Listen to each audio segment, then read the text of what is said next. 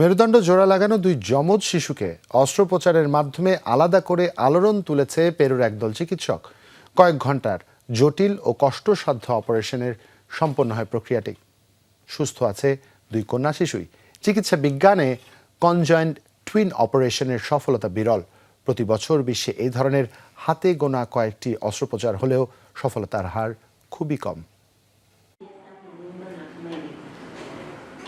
মায়ের গর্ভে একই সাথে জন্ম তাদের, যমজ অথচ একসাথে থাকার বাধ্যবাধকতা। দুই আলাদা হৃদস্পন্দন হলেও যেন এক শরীর।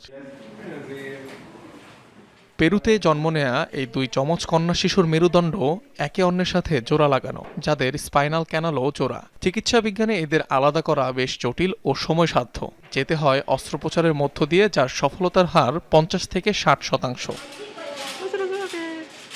তবে এই কঠিন কাজটি করে দেখিয়েছে পেরুর একটি হাসপাতাল। 3 ঘন্টারও বেশি সময় ধরে চলা অস্ত্রোপচারে সফলভাবে আলাদা করা হয়েছে দুই যমজ শিশুকে, যাতে অংশ নেন 16 জনেরও বেশি চিকিৎসক, নার্স ও বিশেষজ্ঞ দল। চিকিৎসার পর ভালো রয়েছে শিশু দুটি। তারা জোড়া লাগানো যমজ হিসেবে জন্ম নিয়েছিল, অঙ্গ প্রত্যঙ্গ জোড়া লাগানো ছিল। আমাদের চিকিৎসক দলকে ধন্যবাদ জানাই, যাদের কারণে চমৎকার ঘটনাটি হয়েছে। তারা স্বাভাবিক আছে, ধীরে ধীরে সুস্থ হচ্ছে। সন্তানেরা কখনো উঠে দাঁড়াতে পারবে কিনা বাবা মাও ভাবেননি এমনটা। সফল অস্ত্রোপচারে তাই তো আবেগাপ্লুত তারা। আমি তাদের আলাদা আলাদা দেখতে চেয়েছিলাম। তারা একসাথে শুয়ে থাকতো, বিরক্ত হয়ে কান্না করত। এখন তারা আলাদা এবং খুশি। ডাক্তার ও সার্জনদের ধন্যবাদ জানাই, যারা এই কাজটি সম্পন্ন করেছে।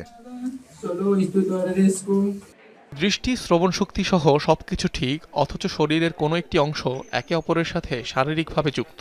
মেডিকেল সায়েন্সে এ ধরনের যমজকে ডাকা হয় কনজয়েন্ট টুইন। জটিল অস্ত্রোপচারে কয়েক ধাপের মাধ্যমে আলাদা করতে হয় তাদের। থাকে ঝুঁকিও। অনিক রহমান, যমুনা নিউজ।